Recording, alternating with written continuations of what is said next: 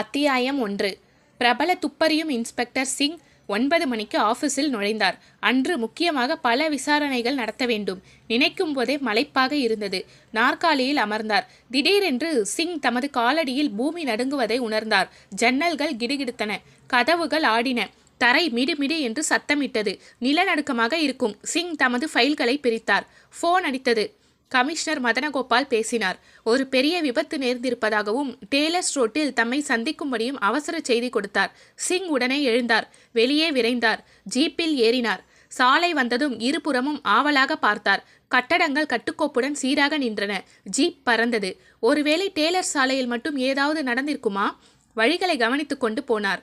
சுபாஷ் சிலையை தாண்டி INA ரோட்டில் நுழைந்தபோது அவருக்கு மூக்கு வியர்த்தது. முன்னால் ஒரு தீயணைப்பு வண்டி குய்யோ முய்யோ சத்தம் போட்டு ஓடியது. அதை அடுத்து ஒரு போலீஸ் வேன் ஜிட்டாக பறந்தது. டேலர் சாலையை அடைந்ததும் தான் ஒரு திடீர் திகில் அவர் மனதில் ஏறியது. திருப்பத்தில் கூடிய ஏராள ஜனத்திரளை போலீஸ் வேலியிட்டிருந்தது. சாலைக்குள் பார்வையை வீச தூரத்தில் ஏற்கனவே வேன்களும் சிப்பந்திகளும் பெரிய அளவில் கூடியிருப்பது தெரிந்தது. சாலையின் இருபுறத்திலும் போலீசார். ஜீப் மெதுவாக ஊர்ந்தது. எல்லோரும் சிங்கை ஒரு மாதிரி பார்வை பார்த்தார்கள். இதென்ன, புகையா, தூசியா? ஜீப் அங்கே கிட்டத்தட்ட நடுமத்தியில் நின்றது. சிங் குதித்தார். அந்த நெடி அந்த கணத்தில் அவரை புரிய வைத்தது. எல்லோரும் போலீஸ் சிப்பந்திகள்தான். ஒரே இயக்கமாக வேலை செய்து கொண்டிருந்தார்கள். சிதறி கிடக்கும் இடிபாடுகளுக்கு இடையே சிங் எச்சரிக்கையாக கால்களை வைத்து சென்றார். கமிஷனர் முகத்தை தேடி அங்குமிங்கும் பார்த்து செல்ல திடீரென்று அந்த காட்சி அவரை நிறுத்தியது. வரிசையாக இருந்த பல மாடி கட்டிடங்களில் ஒன்றை காணவில்லை. சட்டென்று தெரிந்த அந்த இடைவெளி வழியே நீலவானமும் ஒரு துணுக்கு மேகமும் மௌனமாக தெரிந்தன. ஒரு கணம் உடல் சில்லிட்டது. ஆஹா, இங்கே ஒரு 5 மாடி கட்டிடம் நின்று கொண்டிருந்ததே, அதா மறைந்து விட்டது. சிங் என்று குரல் கேட்டது. கமிஷனர் மதனகோபால் ஒரு கும்பலில் இருந்து கழன்று வந்து கொண்டிருந்தார். அவசரமாக வந்தார். கவலையாக இருந்தார். சிங், என்ன நடந்திருக்கு பார்த்தீங்களா என்று பதட்டத்துடன் கேட்டார். தொடர்ந்து, ஒரு முழு 5 மாடி கட்டிடம் அப்பளமான ஒருங்கி போச்சு. குண்டு வெடிச்சிருக்கு. ஆ, வெடிகுண்டா சார் என்று சொல்லி சிங் முகத்தை திருப்பி கட்டிடம் இருந்த திசையை நோக்கினார். ஆமாம், வெடிச்சது கேட்கலையா? பூமியே அதிர்ந்ததே, பூகம்பம் போல. சிங்குக்குள் அந்த கோரத்தின் பரிமாணம் மெல்ல மெல்ல மனதில் இறங்கத் தொடங்கியது. கட்டிடத்திற்கு 3 மைல் தள்ளி இருந்தது அவரது ஆபீஸ். அதுவரை அந்த அதிர்ச்சி கேட்குமானால் எவ்வளவு பெரிதாக அது வெடித்திருக்க வேண்டும்? கட்டிட வெளியே நெருங்கினார்கள். தவிடு பொடி ஆகியிருந்தது. இதுவரை 12 சடலங்களை எடுத்து விட்டார்கள். ஒரு ஸ்ட்ரெச்சர் அப்போது குறுக்கே ஓடியது. கட்டிடம் இருந்த இடம் ஒரு குவியலாக இருந்தது. ரோட்டில் சேதாரம் சிதறி இருந்தது. பனியன் தரித்த ஸ்பெஷல் போலீசார் இடிபாடுகளை அவசரமாக அகற்றி கொண்டிருந்தார்கள். லாரிகள் அவற்றை அவசரமாக ஏற்றி கொண்டிருந்தன. சிங் சேதாரங்களின் நடுவில் ததிகினத்தோம் போட்டு நடந்தார். கமிஷனர் தொடர்ந்தார். ஒரு பெரிய தூசி படலம் அப்படியே ஸ்தம்பமாக நின்றது. சுவாசத்தில் நெடித்தது. தீயணைப்புக்காரர்கள் அப்போதுதான் ஒரு பெரிய கான்கிரீட் பாலத்தை நகர்த்தி கொண்டிருந்தார்கள். அதன் இடுக்கில் கால்கள் அகப்பட்டவன் என்னை கொன்னிருங்களேன், கொன்னிருங்களேன் என்று கத்திக் கொண்டிருந்தான். ஒரு யூனிஃபார்ம் டாக்டர் அவன் அருகில் உட்கார்ந்து பதட்டத்தோடு இன்ஜெக்ஷன் கொடுத்து கொண்டிருந்தார். ஒரே இயக்கமாக அங்கே நிவாரண வேலை நடந்து கொண்டிருந்தது. டிவிக்காரர்களை அவர் முகத்தில் திருப்பவே வேண்டாம் என்பது போல் கையை தூக்கி காண்பித்தார் அவர். அந்த பெண் அங்கே நின்று கொண்டு அந்த பெரிய குவியலை பார்த்து கொண்டிருந்தாள். அவள் கண்களில் 2 வைரத் துண்டுகள் மின்னின. சுடிதார் தரித்த அவள் நாகரிகமாக நடந்து கொண்டாள். துக்கத்தை அடக்கி உள்ளே அழுகையை சமப்படுத்தி கொண்டிருந்தாள். சிங் தமது துணை இன்ஸ்பெக்டர் லிங்கிடம் அந்த பெண்ணை அழைத்து வர சொன்னார். மெல்ல கால்களை பதித்து அவள் வந்தாள். சிங்கையும் அவளது அபார்ட்மெண்ட்டாக அன்று காலை வரை இருந்த இடத்தையும் மாறி மாறி பார்த்தாள். இன்ஸ்பெக்டர் என்று தாபமாக அழைத்தாள். எங்க அம்மா உயிரோடு இருப்பாங்களா என்றாள் விசிப்புடன். எந்த தளத்துல குடியிருந்தீங்க அம்மா? கீழ்த்தளத்தில. சிங்குக்கு தெரியும் அந்த பகுதி தவிடு பொடி ஆகிவிட்டது என்று. எனினும் அவளை ஆறுதலாக பார்த்து, உள்ளே நிறைய இடைவெளி இருக்குதம்மா, ஒருவேளை உங்க அம்மா தப்பிச்சிருக்கலாம். உன் பேர் என்னம்மா? நித்யா. குட், அங்கே லிஸ்ட் இருக்கிறாங்க பாரு, அவங்களை தொடர்பு கொண்டுக்க. திரும்பி அவள் போகும்போது லிங்கின் கண்கள் அவள் நடையில் லயித்தன. கடந்த 1 மணி நேரத்தில் 10 பேராவது அவரிடம் வந்து போய்விட்டார்கள். அவர்களது உறவினர்கள் அந்த பெரிய கான்கிரீட் குவியலுக்குள் மாட்டியிருந்தார்கள். அவர்களது ஒரே கேள்வி, உயிரோடு இருப்பார்களா? சிங்கினால் என்ன செய்ய முடியும்? கவலைப்படாதீங்க, உள்ள பல பேர் உயிரோடு இருப்பாங்க, கடவுளை வேண்டிக்குங்க. நிச்சயம் தெரியும் சிங்குக்கு. இதுவரையும் சடலங்கள் தான் கிடைத்தன, உயிருடன் யாரும் கிடைக்கவில்லை. லிங்க் என்றார். Yes sir. இனிமே யாரையும் இங்கே விடாதே. இல்லை சார். சிங்கின் பார்வை மீண்டும் இருபுற வீடுகளிலும் பட்டது. அண்டை வீடுகள் 2லும் கீழே கீறல் விட்டிருந்தது. வெடியின் பாய்ச்சல் அதுவரை போயிருக்கிறது. பல குண்டு வெடிப்புகளை பார்த்திருக்கிறார். இவ்வளவு விஸ்தாரமாக எங்கேயும் வெடித்ததில்லை. அதுதான் அவருக்குள் கவலை. வெடிகுண்டு வெளிநாட்டு சரக்காக இருக்கும், உள்ளூர் சரக்காக இராது. பெரிய குடகடா சத்தம் கேட்டதும் திரும்பி பார்த்தார். 5 டன் கிரேன் வந்துவிட்டது. இனி நிவாரண வேலை விரைவாக நடக்கும். லிங்க்? Yes sir. ஏதாவது முக்கியமாக கிடைச்சா உடனே எனக்கு ஃபோன் செய்யணும். Yes sir. சடலம் கிடைச்சாலும் சரி. Okay sir. இரவு சிங்குக்கு உறக்கம் இல்லை. முயன்றாலும் அடிக்கடி கனவு வந்தது. அடுத்த நாள் பேப்பர்கள் வீறிட்டு கத்தப் போகின்றன. அதைத் தொடர்ந்து மக்களும் கத்தப் போகிறார்கள். இரவு 2 முறை லிங்க் ஃபோன் செய்தான். 2 முறையும் சடலங்கள் கண்டுபிடிக்கப்பட்டிருந்தன. அவை பெரிதும் சிதைந்து போயிருந்தன. அடையாளம் கண்டுபிடிப்பது கடினம். 2ஆம் கால் வந்த பிறகு சிங்கின் தூக்கம் போய்விட்டது. வெறும் சுழற்சியிலே அப்படியே படுத்திருந்தார். காலையில் எழுந்ததும் வீட்டில் வந்திருந்த பத்திரிகைகளை அவசரமாக புரட்டினார். அவர் சொன்னபடியே நடந்திருந்தது. எல்லா பத்திரிகைகளும் கொட்டையாக கத்தியிருந்தன. முழுதையும் படிப்பதற்கு நேரமில்லை. ஆனால் ஏதாவது புது செய்தி தருகிறதா என்று அவசரமாக பார்த்தார். எதுவும் தென்படவில்லை. 9 மணிக்குள் சாப்பாட்டை முடித்துவிட்டு ஸ்தலத்துக்கு விரைந்து போனார். இரவு பாதி இடிபாடுகளை எடுத்து விட்டார்கள். காலையில் மேலும் 4 சடலங்கள் கிடைத்தன. தெருவில் ஜனவெல்லம் மொய்த்தது. ஒரு பெரிய போலீஸ் படை அவர்களை அணையிட்டிருந்தது. லிங்க் ஏற்கனவே காத்திருந்தான். இரவு முழுதும் விழித்ததில் கண்கள் வீங்கியிருந்தன. ஏதாவது தடயம் என்றார் சிங். எதுவுமில்லை சார். துணுக்கு காகிதம் விடாமல் இடிபாட்டிலிருந்து பொறுக்கியிருக்கேன். சிங்கின் பார்வை மெல்ல மறுபக்கம் சென்றது. ஒரு சின்ன கும்பல். அந்த பல்மாடியில் வசித்தவர்களின் உறவினர்கள். கும்பல் மட்டும் சற்று எட்டத்தில் நின்று பார்க்கும்படி அனுமதிக்கப்பட்டிருந்தார்கள். அவர் பார்வை மீண்டும் அந்த 10 வயது பெண் மீது விழுந்தது. நேற்றே அவளை பார்த்து விட்டார். இன்று தமது கையை நீட்டி ஒரு விரலால் அழைத்தார். ஒரு மெல்லிய புன்னகை அந்த சிறுமியிடம் ஓடிற்று. கால்களை ஊன்றி வைத்து சிங்கை நோக்கி வந்தாள். நேற்றை விட இன்று களைத்திருந்தாள். அவள் கண்களில் இன்னும் தீபமாக ஒரு கலை எரிந்தது. சிங்கின் முன்னால் உதடுகள் துடிக்க நின்றாள். உங்க ஃப்ளாட் எரிஞ்சு போயிருந்ததா? ஆமாம் சார். அதுல யார் இருக்காங்க? அப்பா. அம்மா இல்லையா? அம்மா கிடையாது. நீ வெளியில போயிருந்தியா? ஆமா சார், ஸ்கூலுக்கு. மத்தியானம் வந்தேன். வீடு இடிஞ்சு கிடக்கு. சிங் மேலே பேசவில்லை. இனி பேசினால் சிறுமியின் துக்கத்தை தொட வேண்டியிருக்கும். இந்த பெண் இனி ஒரு அனாதை என்று நினைத்தார். மனசுக்குள் ஒரு பகுதி மெல்ல இலகியது. கண்ணில் அதன் கரைவு ஒரு திரை போட்டது. எங்க அப்பா உயிரோடு இருப்பாங்களா சார்? உங்க ஃப்ளாட் எந்த மாடி? கீழ்த்தளம் சார்.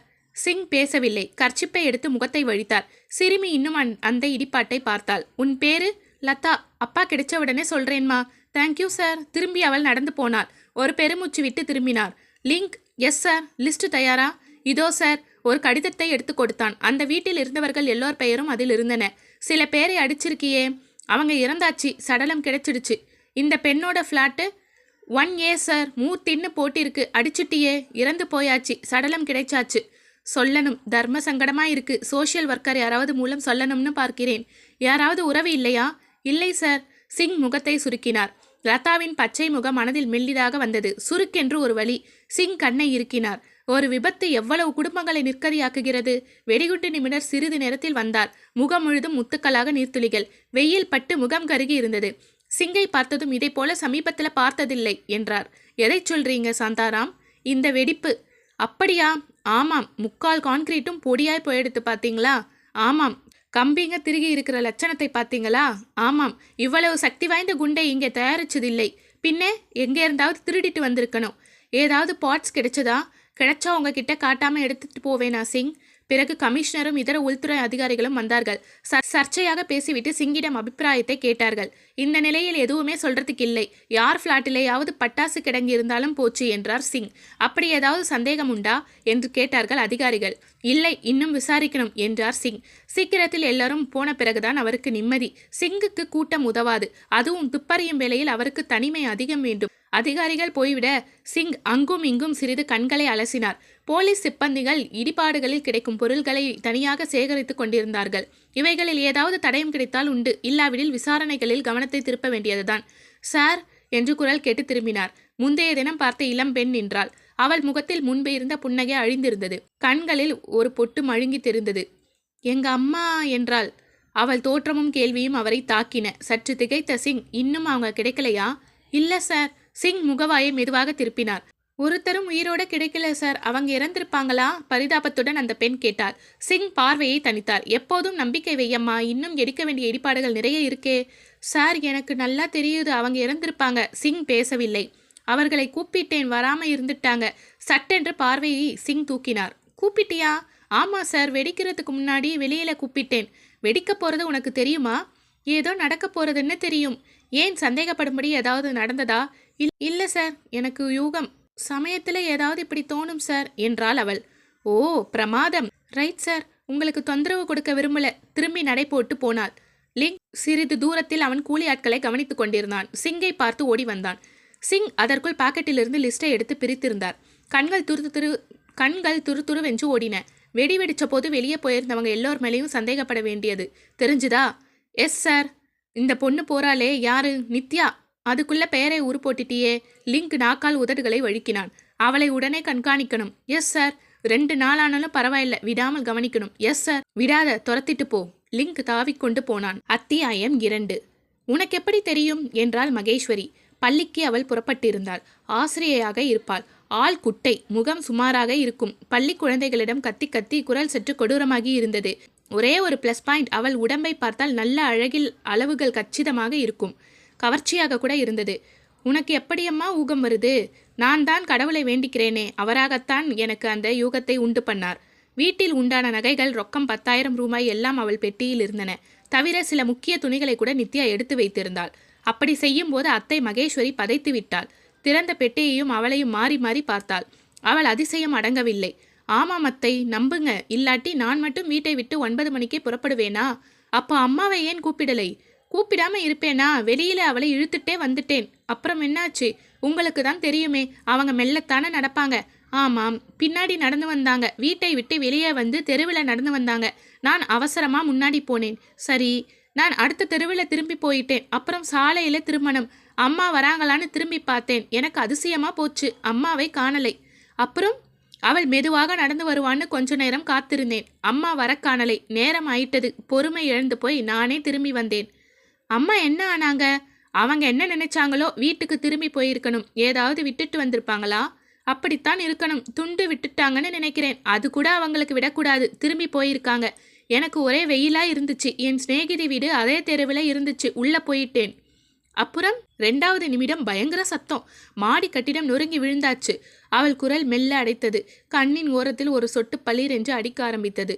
மறுகணம் கைக்குட்டையை எடுத்து அவள் விசிக்க ஆரம்பித்தாள். இந்தா நித்யா, அழாத, இது விதி. அத்தை என்றாள் நித்யா விசித்து கொண்டு. என் அம்மாவை காப்பாற்ற முடியலேன்னு ரொம்ப வருத்தப்படுறேன் அத்தை. அந்த பெண் நல்லவள் சார் என்றான் லிங்க். காலை 10 மணி இருக்கும். வெளியே சூடு மெல்லிதாக ஏறியது. சிங் மேசை முன்னால் யோசனை செய்து கொண்டிருந்தார். லிங்க் வந்துட்டியா என்றார். Yes sir. ரொம்ப நாள் ஆச்சே.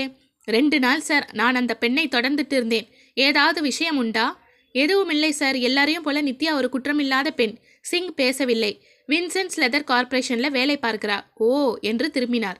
கம்பெனியில நல்ல பேரு, நல்ல வேலை செய்கிறா. கேரக்டர் எப்படி?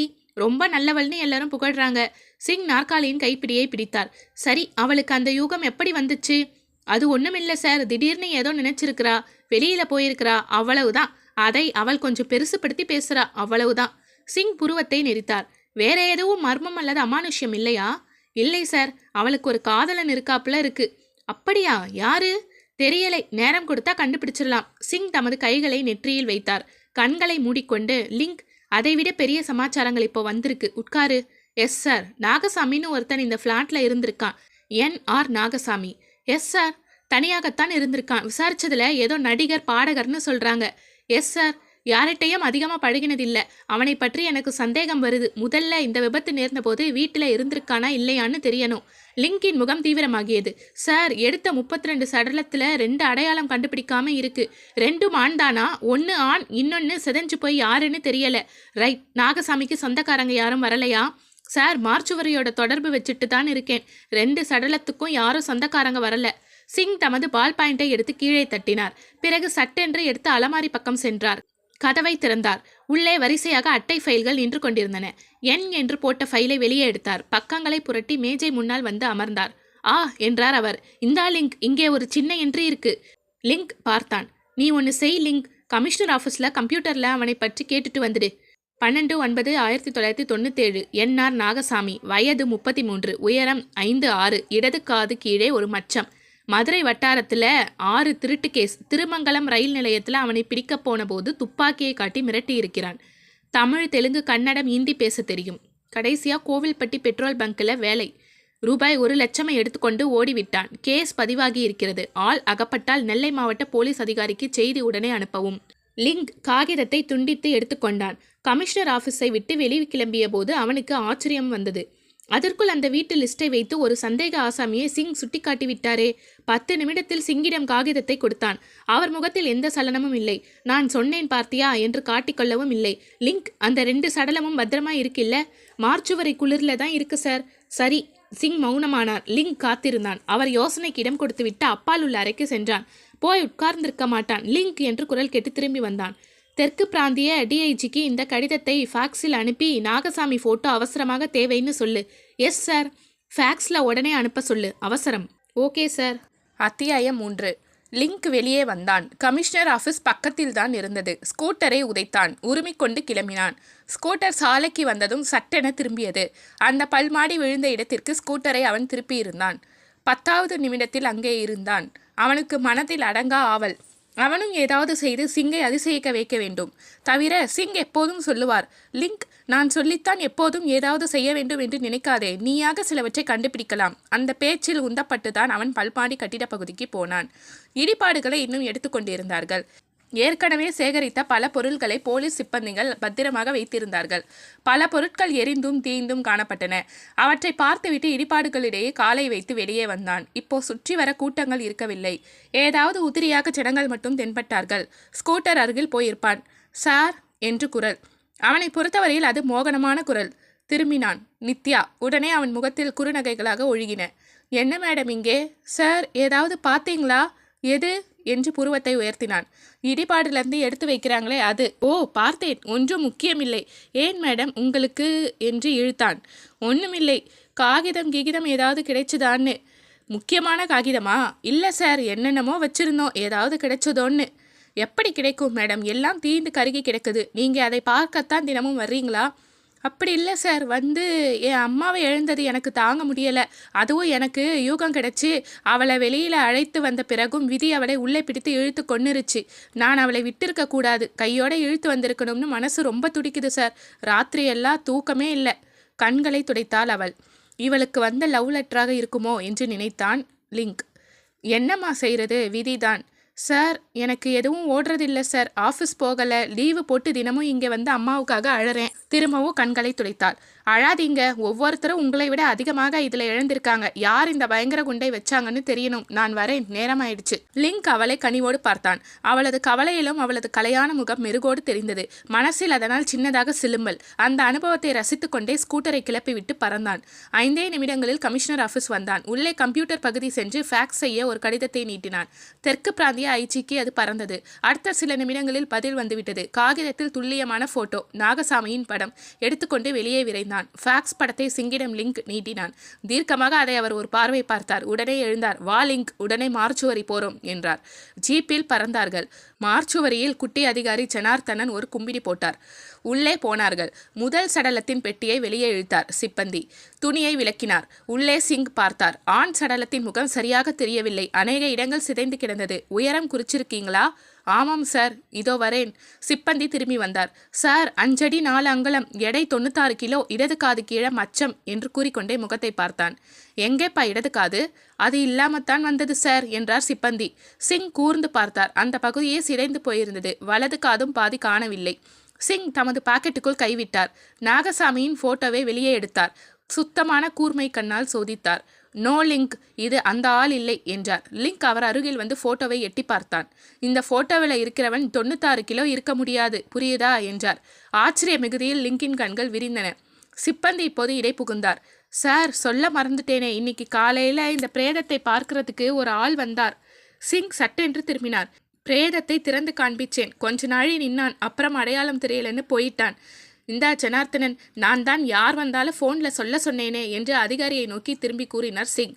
மன்னிக்கணும் சார், அந்த நேரத்தில் அது நினைவுக்கு வரல. தவிர சார், அவர்தான் சொந்தக்காரர் இல்லைன்னு தெரிஞ்சுட்டுதே. மீண்டும் சிங்கின் பருத்த கை அவரது பான் பாக்கெட்டுக்குள் சென்றது. அடுத்த வினாடி அந்த போட்டோ வெளியே வந்தது. மிஸ்டர் என்றார் சிங். காலையில் வந்த ஆள் இவர்தானா என்றார். ஜனார்த்தனன் துள்ளாத குறை. ஆமா சார் என்றான் அழுத்தமாக. சிங் முகத்தில் ஒரு புன்னகை மெல்லிசாக உட்கார்ந்தது. லிங்க், புரியுதா என்றார். லிங்க் மனசில் எங்கேயோ போயிருந்தான். திடுக்கிட்டு நிலைக்கு வந்தான். புரியுதா இல்லையா? இன்னும் லிங்கிற்கு புரியவில்லை. விழித்தான். இந்த பாரப்பா, விபத்து நடந்த அன்னைக்கு நாகசாமி கட்டிடத்து வெளியில இருந்திருக்கான். நாகசாமி கட்டிடம் விழுந்தாச்சு, பல பேர் செத்தாச்சு. இதுல 2 பேர் பெயர் தெரியாமல் போயாச்சு. ஓ புரியுது சார், அந்த பிரேதத்தை நாகசாமின்னு போலீஸ் அடையாளம் சொல்லிக்குமான்னு பார்க்க வந்திருக்கான். ஆமாம் என்றார் சிங். அடுத்த சடலத்தையும் பார்த்தார்கள். அது முழு உருவமாக இல்லை. இருக்கிற உறுப்புகளை கூட அடையாளம் கண்டுபிடிக்க ஊனக்கண்ணால் முடியாது. சிப்பந்தியிடம் விடை பெற்று கிளம்பினார்கள். அத்தியாயம் 4. ஆபீஸில் அமர்ந்து ஒரு கப் காப்பி அருந்தியதும் லிங்க், இந்த நாகசாமி போட்டோவை காப்பி எடுத்து எல்லா போலீஸ் நிலையத்துக்கும் அனுப்பு. ஆளை பார்த்தா பிடிக்க சொல்லு. Yes sir. அவனை நான் இங்கே தேடலாமா சார்? தேடலாம் லிங்க். அதுக்கு முன்னாடி இன்னும் சில வேலைங்க இருக்கு. இந்த கட்டிடத்தில் இன்னும் 2 பேர் தனியாக தான் இருந்திருக்காங்க. ஆள் யமகாதகர் என்று நினைத்தான் லிங்க். அவனுக்கு அந்த விஷயம் தோன்றவில்லையே. மார்கபந்து என்று ஒருத்தன், அவன் 3வது தளத்தில் தனி ஃப்ளாட்ல இருந்திருக்கான். Yes sir. கனிங்ஹாம் ஹோட்டல்ல கேட்டரிங் சூப்பர்வைசரா வேலை செய்திருக்கிறான். இந்த ஆள் உயிர் தப்பிச்சானா தெரியணும். அதை முதல்ல கவனி. Yes sir. அடுத்து சந்திரமதின்னு ஒரு பெண்மணி, 38 வயது, 2வது தளத்தில் ஃப்ளாட்ல தனியாக இருந்திருக்காங்க. என்எஸ்கே ஸ்கூல்ல மியூசிக் டீச்சராக இருந்திருக்காங்க. அவங்க உயிரோடு இருக்காங்களா? அவங்க இறந்தாச்சு சார். சடலத்தை சொந்தக்காரங்க அடையாளம் கட்டிட்டாங்க. அப்படியா என்று யோசனையில் சிங் ஆழ்ந்தார். அப்புறம் லிங்க், இன்னொரு விஷயம் நாசுக்கா விசாரிக்கணும். Yes sir. இங்கே எத்தனையோ பேர் இறந்துட்டாங்க. இதில் யார் செத்து போனால் யாருக்காவது சொத்து கித்து கிடைக்குதான்னு பார்க்கணும். அதுக்கு லிஸ்ட்டு செய்துட்றேன் சார். அப்புறம் நித்யா. லிங்க் பேசவில்லை. ரைட், என்னவோ காதல் இருக்கலாம்னு சொன்னேன், அதை விசாரிச்சுக்க. Yes sir. லிங்கின் மனம் உள்ளே மருகியது. லிங்க் போய் சிறிது நேரம் இராது சிங்கை தேடி யாரோ வந்திருப்பதாக அறிவித்தார்கள். உள்ளே அனுப்பு என்றார் சிங். கதவு திறந்தபோது நிமிர்ந்து பார்த்தார். ஒரு பெண்மணி கண்ணில் கலக்கத்துடன் உள்ளே வந்தாள். உட்காருங்கம்மா என்றார். என் பேர் பார்வதி என்றால் உட்கார்ந்து கொண்டு. முகம் வட்டமான சிவப்பு, கண்களில் உறைய வைக்கும் குளிர்ச்சி, உதடுகள் சின்னதாக அடங்கி இருந்தன. என் தங்கை ஒருத்தி, மதனான்னு பேரு. அவளை பற்றி உங்ககிட்ட கேட்கணும்னு வந்திருக்கேன் சார். என்ன கேட்கணும்? அந்த கட்டிடம் இடிஞ்சு விழுந்துச்சே, அன்னையிலேருந்து அவள் வீட்டுக்கு திரும்பல சார். ஓ, என்ன காரணம்? அந்த விழுந்த கட்டிடத்திலேயே நாகசாமின்னு ஒரு நடிகர் இருந்தார். டிவி ரேடியோவில் நடிப்பார், நாடகமும் எழுதுவார். அவர் மேலே அவளுக்கு மனசு போயிட்டுது. அவருக்கு என்ன வயசு? 40 இருக்கும் சார். மதனா 2 டிவி நாடகத்தில் நடித்தா. அதுலேருந்து 2 பேருக்கும் பாசம் வந்துட்டது. சரி, இப்போ எனக்கு மதனா இறந்துட்டாளான்னு தெரியணும் சார். டக்கென்று சிங் மேஜை மீது கையை வைத்தார். அன்னைக்கு நாகசாமியை தேடி அவள் போனாளா? ஆமாம் சார். சொல்லிட்டு போனாளா? இல்லை சார், அக்கௌண்ட்ஸ் கிளாஸுக்குன்னு கிளம்புவா. கொஞ்சம் அதிகம் மேக்கப் பண்ணிக்கிறது தெரிஞ்சா இந்த நாகசாமியை தேடித்தான் போயிருப்பான்னு தெரியும். போனவள் திரும்பலையா? இல்லை சார், அக்கௌண்ட்ஸ் கிளாஸுக்கும் போகலை. அதை விசாரித்து தெரிஞ்சுக்கிட்டேன். சரி, அந்த கட்டிடம் இடிஞ்சு விழுந்துட்டதே, அங்கே போயிருந்தா இனிமேல் பிழைக்க மாட்டா. அது தெரிஞ்சது தான் சார். யாரை பிழைக்கலன்னு பேப்பரில் போட்டாச்சு. ஆனால் எக்ஸ்ட்ரா பாடி கிடைச்சதாக போட்டிருந்தாங்க. அது அவளாத்தான் இருக்கணும்னு நினைக்கிறேன். ஒரு சடலம் மார்ச்சுவரியில் இருக்குது. நீங்கள் வேணும்னா அடையாளம் கண்டுபிடியுங்க. சடலத்தின் சைஸ் கண்டுபிடிக்கிறதே கஷ்டமாக இருக்குன்னு சொல்லிட்டாங்க டாக்டருங்க. அந்த அளவு சிதைஞ்சு போயிருக்கு. அப்படியா என்று அந்த பெண்மணி யோசித்தார். வாயில் பல்வரிசை இருக்குதா என்றாள். சிங்குக்கு பார்த்த நினைவு. ஏன் மேடம், அதை வச்சு கண்டுபிடிப்பீங்களா?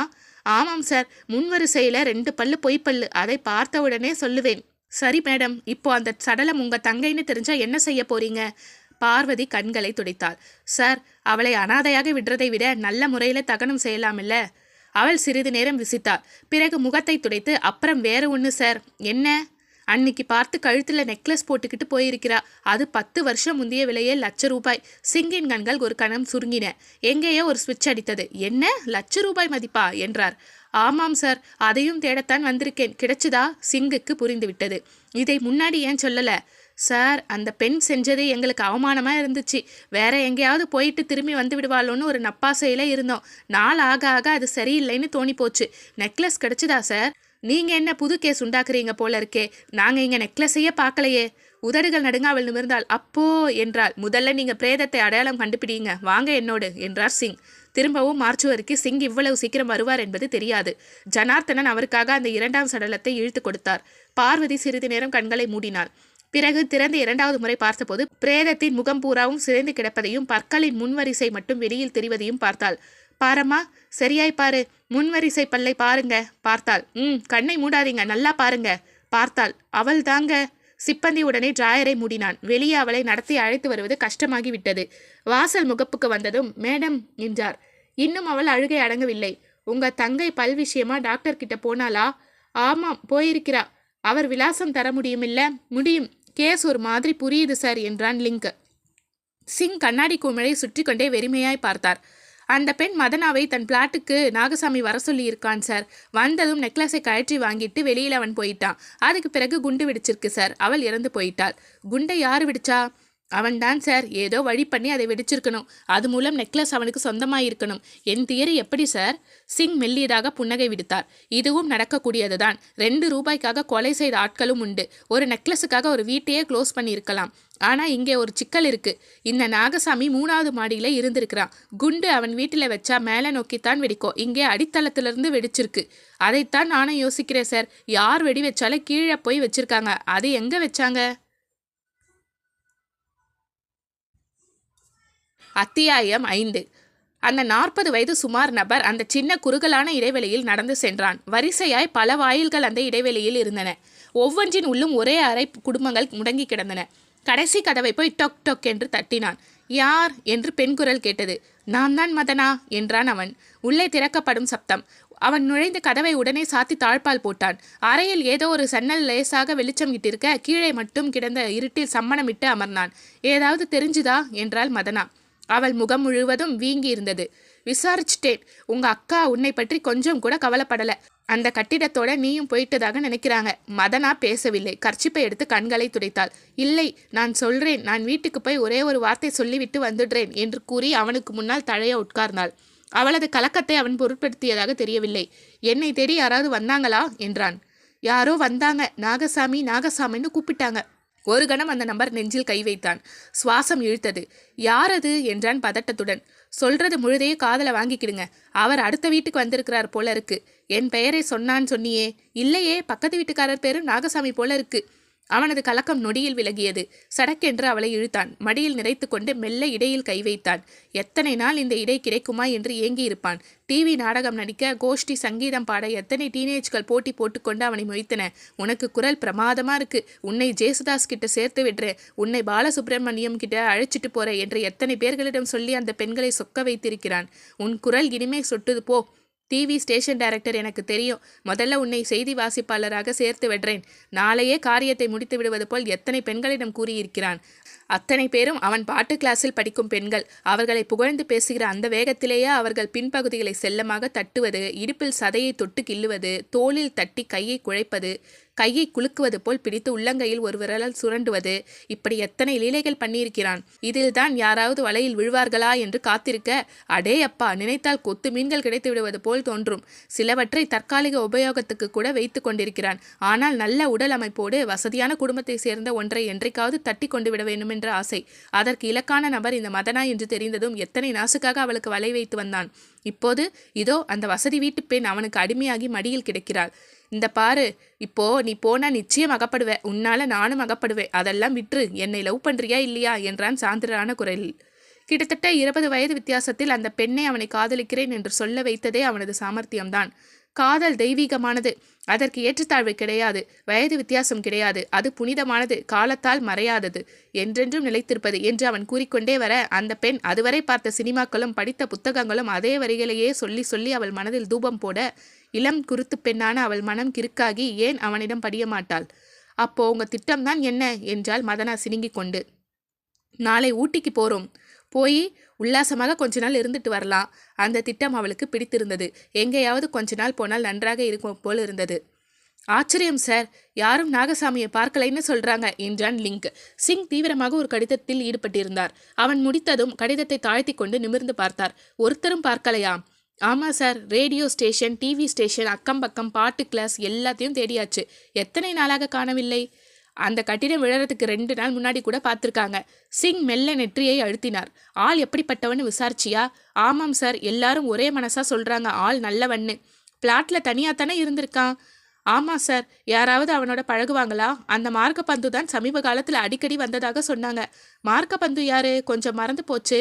கனிங்ஹாம் ஹோட்டல்ல கேட்டரிங் சூப்பர்வைசர் சார். ஓ, அவரும் தனியாக தானே இருந்தார். ஆமாம், 3வது தளத்துல. சரி, இப்போ நாகசாமிக்கு என்ன செஞ்சிருக்க? Railway station, bus stand, airport எல்லா இடத்திற்கும் தகவல் கொடுத்துருக்கேன். ரைட், வேற ஏதாவது துப்பு கிடைக்கிறதா பாரு. பார்க்கிறேன் சார். அப்புறம் அந்த காதலனை கண்டுபிடிச்சிட்டே சார். சிங்குக்கு பக்கென்று கோபம் வந்தது. அடக்கி கொண்டார். அந்த பெண் நித்யாவிடம் தீவிரம் காட்டுகிறான். காட்டட்டும், இளவயது, கொஞ்சம் மயக்கம் இருக்கும். சரி, யார் அது?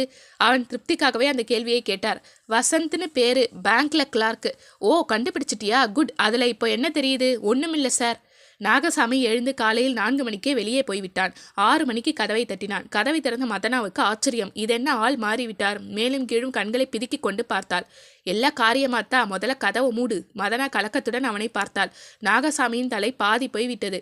அந்த மீசையும் எடுத்திருந்தான். மேலே ஜிப்பா போன இடம் தெரியவில்லை. அதன் இடத்தில் டிஷர்ட் ஒன்று படிந்திருந்தது. வா வா, உடனே எல்லாத்தையும் பேக் பண்ணு. கோவை எக்ஸ்பிரஸை பிடிக்கிறோம். பேக் செய்ய என்ன இருக்கு? அதிகம் இல்லை. ஒரு சின்ன கைப்பெட்டியுடன் புறப்பட்டார்கள். ஆட்டோவில் ஏறி ரயில் நிலையம் அடைந்தார்கள். ரயிலில் அவசரமாக ஏறி உட்கார்ந்தாள். அவன் ஒரே பார்வையாக பிளாட்பாரத்திற்கு எதிர்ப்புறம் பார்த்திருந்தான். ஜன்னல்கள் பக்கம் திரும்பவே இல்லை. ரயில் புறப்பட்ட பிறகுதான் திரும்பினான். மதனா என்றான் மெதுவாக. என்றாள் மெல்லிதாக அவள். இனிமே கவலைப்படாத, நாம் இனிமே பிரமாதமா வாழப்போறோம். அவள் கண் லேசாக சிலும்பியது. அப்படியா?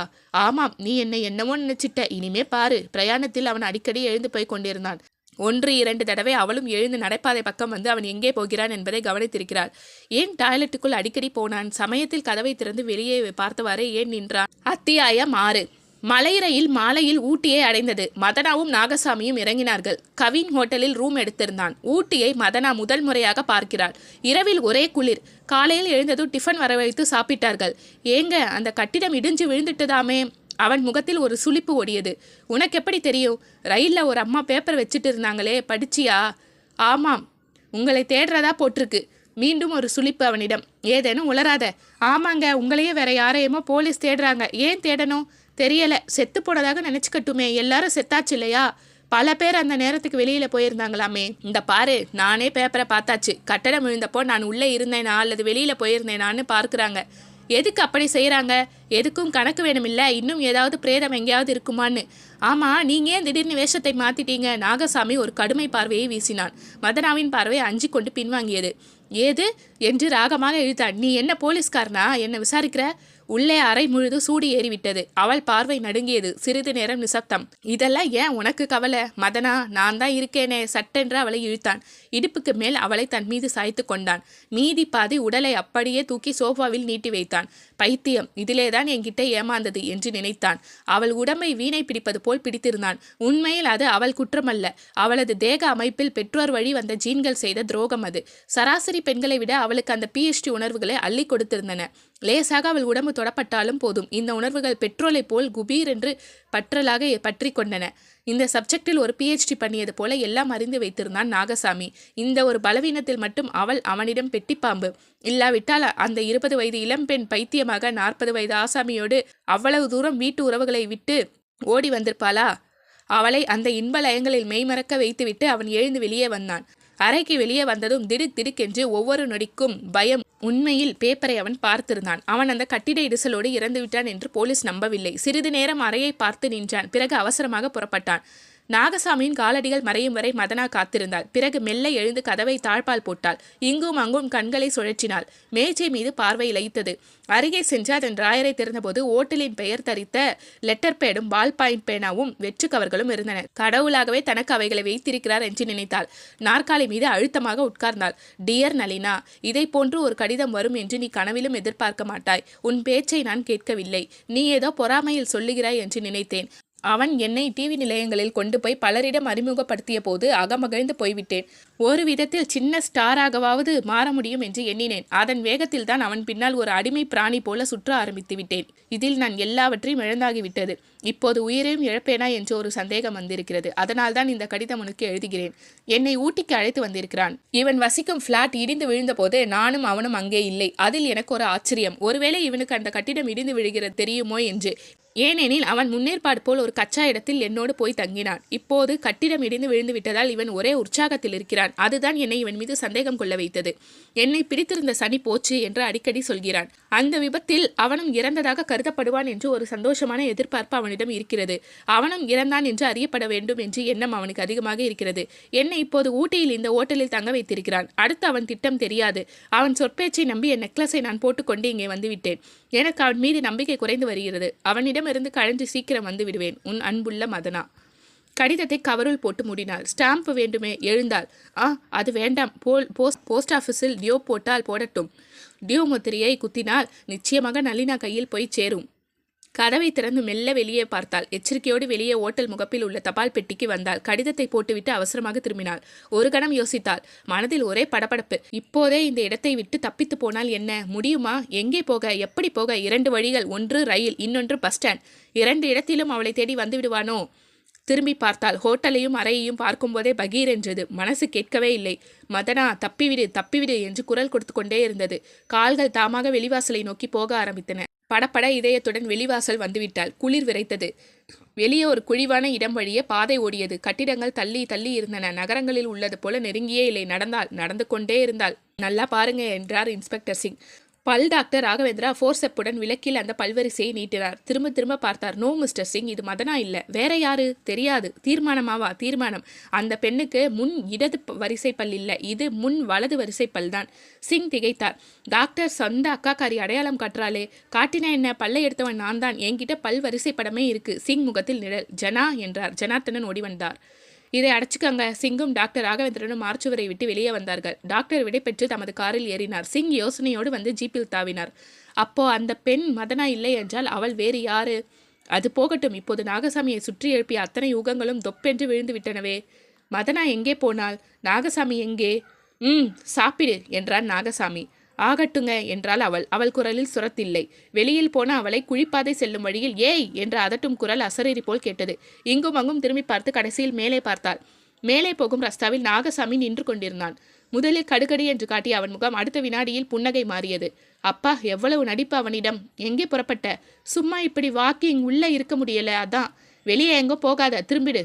மரியாதையாக திரும்பிவிட்டாள். அறைக்கு வந்ததிலிருந்து ஒரே தவிப்பு.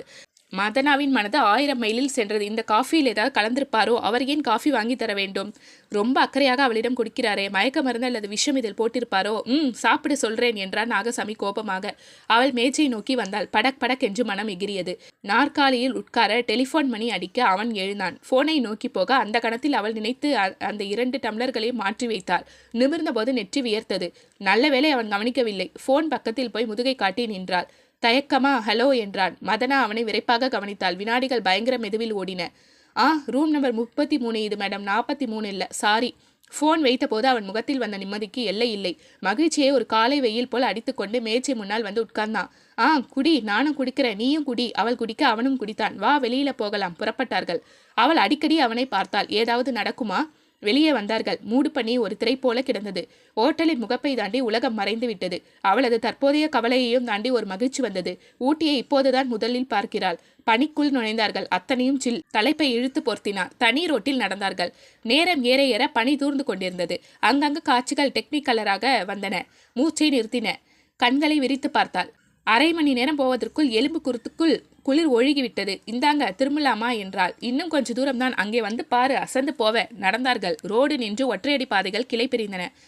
இதென்ன? அத்தனை மரங்களும் ஓங்கி எழுந்த ஆகாயத்தை மறைத்து கூடு கட்டியிருந்தன. திடீரென்றா அந்தி நேரத்துள் வந்தது போல் இருந்தது. செழிப்பின் அபரிமிதத்தை பார்ப்பதில் மனம் திக்காடியது. சீக்கிரத்தில் இடது பக்கம் திரும்பி 20 அடியில் வந்து நிற்க பூலோகமே 1000 அடிகள் கீழே போய்விட்டது போல் இருந்தது. ஆமாம், ஒரு பரந்த பள்ளத்தாக்கு கீழே விரிந்து கிடந்தது. அவர்கள் மேலே விளிம்பில் வந்து நிற்க செங்குத்தான சரிவு ஒன்று கீழே விருட்டென்ற அதல பாதாளத்தை நோக்கி இறங்கி இருந்தது. விளிம்பு அருகில் வந்து நின்றார். ஆச்சரியத்தில் விரிந்த அவளது வாய் அடுத்த கணம் அச்சத்தில் விரிந்தது. அவள் படக்கென்று திரும்பி ஓட முயன்றாள். ஆனால் அவளது முதுகின் சோழியை அவன் இறுக்கமாக பற்றியிருந்தான்.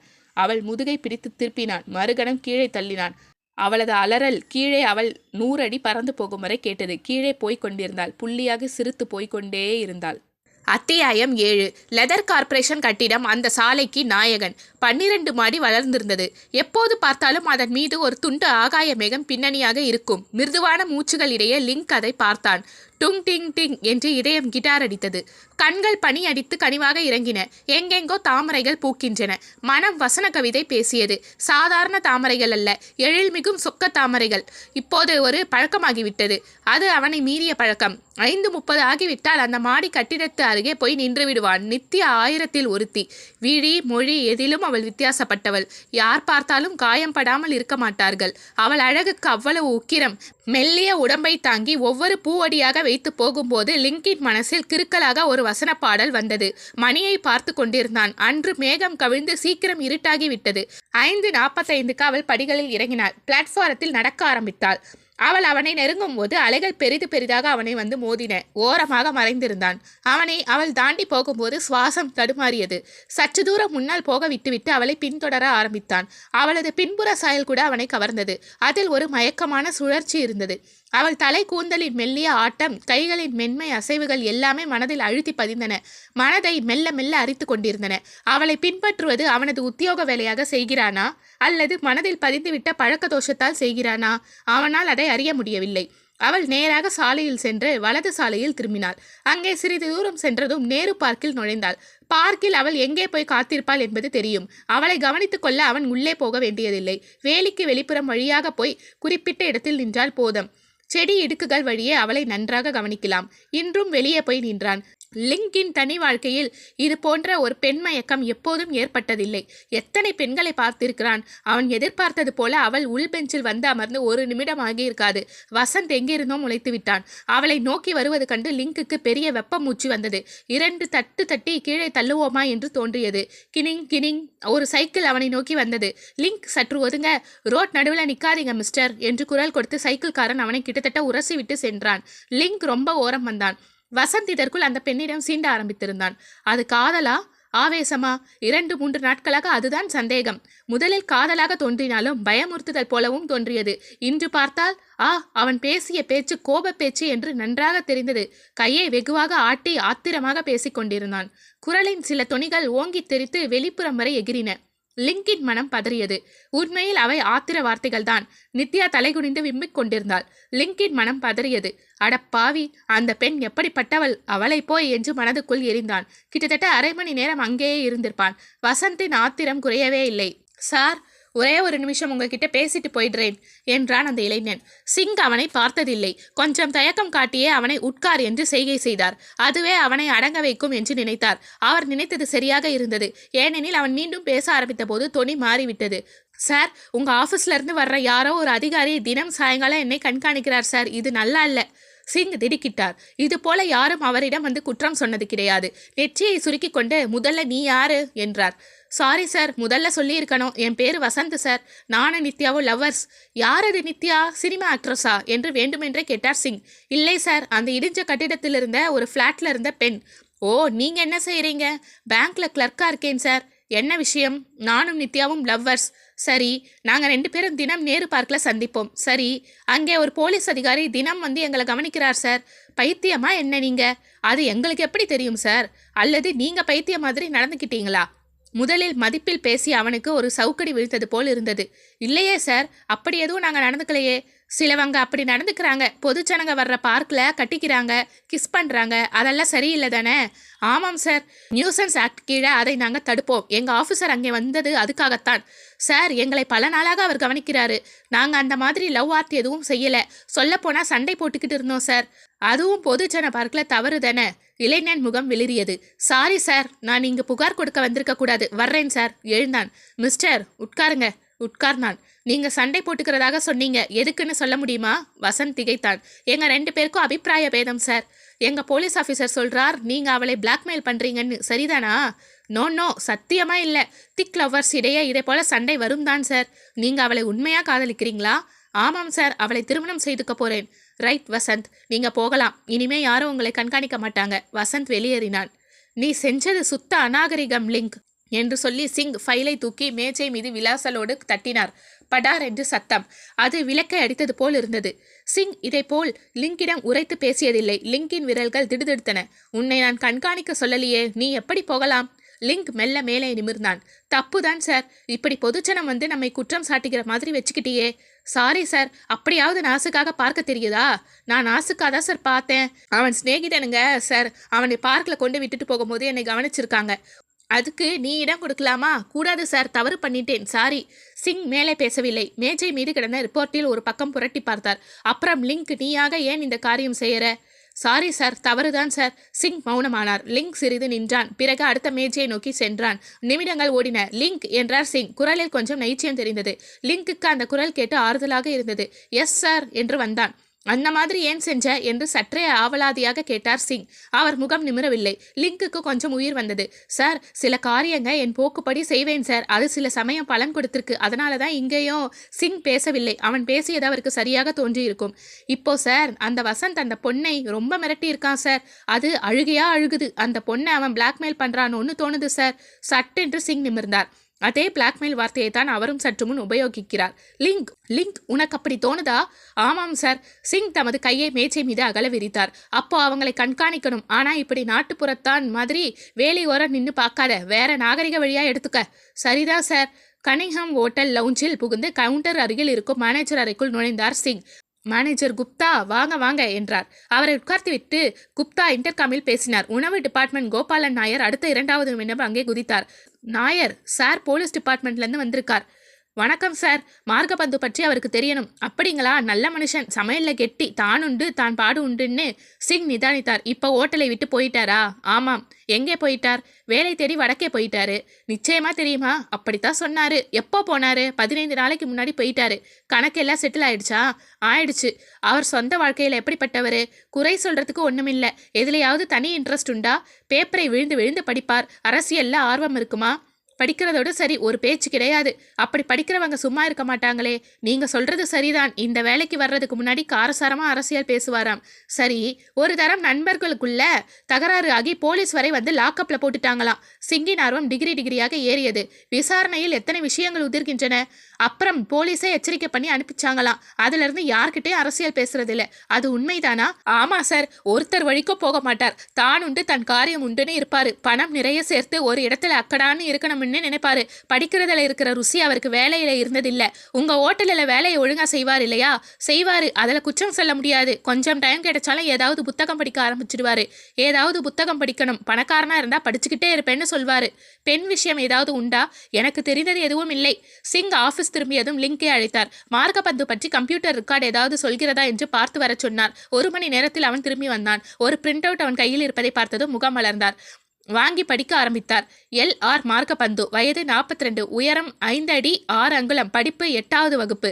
செங்கதிர் இயக்கம் என்ற அணியில் சேர்ந்திருந்தார். மதுரையில் இருந்தபோது இந்த இயக்கத்தில் தீவிரமான ஈடுபட்ட சில அராஜக செயல்களை செய்தார். பின்னர் திருச்சியில் இருந்தபோது ஊர்வலம், ஆர்ப்பாட்டம் போன்றவற்றில் ஈடுபட்டார். அப்போது 1 மாசம் சிறை தண்டனை அடைந்து பிறகு மன்னிப்பு கேட்டு வெளியே வந்தார். பின்னர் கோவைக்கு போனார். அங்கே அமைதியாக ஒரு ஹோட்டலில் வேலை பார்த்ததாக செய்தி. லிங்கை நிமிர்ந்து பார்த்தார் சிங். சார், ஒரு சந்தேகம். இந்த ஆளுக்கு போலீஸ் ரெக்கார்டு இருக்கும்னு எப்படி கண்டுபிடிச்சிங்க? எப்போ ஆர்ப்பாட்டம் கலாட்டாவில் ஈடுபட்டாச்சோ அப்போ நிச்சயம் ரெக்கார்டு இருக்கணும்னு தோணி போச்சு. இப்போ என்ன சொல்ற லிங்க்? சந்தேகம் வந்துருச்சு சார். கட்டிடம் இடிக்கிறதுக்கு 3 நாள் முன்னாடி வேலையை விட்டுட்டு போயிருக்கான். போன இடத்தை குறிப்பிட்டு சொல்லல. என்னை பொறுத்தவரையில் ஒரே ஒரு இடம் போக முடியும் என்றார் சிங். எங்கே? பெங்களூர். Right sir. அங்க ஹோட்டல்களில் இருப்பான். பிடிச்சிடலாம். ஒரு விஷயம் லிங்க். Yes sir. இந்த கட்டிடம் இடிஞ்சு விழுறதுல அவனுக்கு என்ன லாபம்? லிங்க் யோசித்தான். ஏதாவது இருக்கணும். நாகசாமிக்காவது நெக்லஸ் லாபம் கிடைச்சது. இவனுக்கு லாபம் என்னன்னு தெரியலையே. அடுத்தது கட்டிடம் இடிஞ்சு விழுறதுக்கு 3 நாள் முன்னாடியே வேலையை விட்டுருக்கான். அதையும் கவனி. சார், எதுக்கும் விசாரிச்சுட்டா போகுது. ஒரு விஷயம் தெரியுது. கட்டிடம் இடிஞ்ச போது இவன் அதுக்குள்ள இல்ல. இருந்திருந்தா சடலம் கிடைச்சிருக்கும். ரைட், விசாரி. லிங்குக்கு பெரிய கோபம் வசந்த் மீது. சிங்கிடம் ரிப்போர்ட் செய்து அவனுக்கு டோஸ் வாங்கி கொடுத்து விட்டான். இந்த வசந்த் ஏன் நித்யாவை மிரட்டுகிறான்? ஏதாவது விஷயம் இருக்குமோ? பல நாட்கள் ரகசியமாக நேரு பார்க் போய் வந்தான். ஆச்சரியம், வசந்த் நித்யா ஜோடி அங்கே வருவது நின்றுவிட்டது. வேறு பார்க்கை தேர்ந்தெடுத்திருக்க வேண்டும். அதை எப்படி கண்டுபிடிப்பது? சாயங்காலம் 5:30 லெதர் கார்ப்பரேஷன் வாசலை மறைவாக இருந்து கண்காணித்தான். 1 வாரம் மட்டும் செய்திருப்பான். ஆனால் நித்யா வெளியே வரவே இல்லை. என்ன ஆனால் அவள்? ஒரு திங்கட்கிழமை பகலில் லிங்க் அந்த ஆபீஸில் நுழைந்தான். 2வது தளத்தில் பெரிய காரியாலயமாக இருந்தது. ரிசப்ஷனிஸ்ட் பெண் இதமாக பேசினாள். தன்னை நித்யாவுக்கு உறவினனாக கூறிக்கொண்டான். நித்யாவை பார்க்க வேண்டும் என்றான். ரிசப்ஷனிஸ்ட் போனை எடுத்து சிறிது நேரம் பேசினாள். பிறகு, சாரி சார், அவங்க 1 வாரமா ஆஃபீஸ் வரவில்லை என்றாள். உடம்பு சரியில்லையா? தெரியாது சார், நோ ரிப்போர்ட் என்றாள். தேங்க்ஸ். லிங்க் யோசனையோடு வெளியே வந்தான். டைரியை எடுத்தான். பக்கங்களை புரட்ட நித்யாவின் அத்தை விலாசம் கிடைத்தது. நேராக அதை நோக்கி புறப்பட்டான். லிங்கின் இளமனம் அந்த மாடியில் ஏறும்போது படபடத்தது. அவனது மனதின் ராணி அங்கே வாழ்கிறாள் என்று எண்ணினான். இந்த படிகளில் தானே அவள் தினம் ஏறி இறங்குவாள். இவை புனிதம் பெற்றவை. உண்மையில் ஒவ்வொரு படியிலும் அவன் நிதானித்து ஏறினான். மனம் அவ்வப்போது வசன கவிதைகளை சொல்லி மகிழ்ச்சி அடைந்து கொண்டிருந்தது. யாராவது அவனை அப்போது பார்த்தால் பைத்தியக்காரனோ என்று நினைத்திருப்பார்கள். அவனுக்கே தனது செய்கை அப்படித்தான் தோன்றியது. ஏன் இந்த பெண்ணிடம் அவ்வளவு மயக்கம்? மேலே வாசல் நிலை வந்தது. அருகே மணி அடிக்கும் முனை. அதை கூட அவன் உணர்ச்சி பெருக்காக பார்த்தான். இதில் எத்தனை முறை அவளது புனித விரல்கள் அழுத்தியிருக்கும்? பெருமூச்சு. கடைசியில் மணியை அழுத்தினான். உள்ளே சில துணுக்கு மணிகளை அது உதிர்த்தது. காலடிகள். பிறகு கதவு திறக்கப்பட்டது. ஏமாற்றம். யார் இது? நீங்க யாரு என்றால் அந்த நடுத்தர வயது பெண்மணி. நான் போலீஸ் இலாக்கா என்றான். வாங்க வாங்க.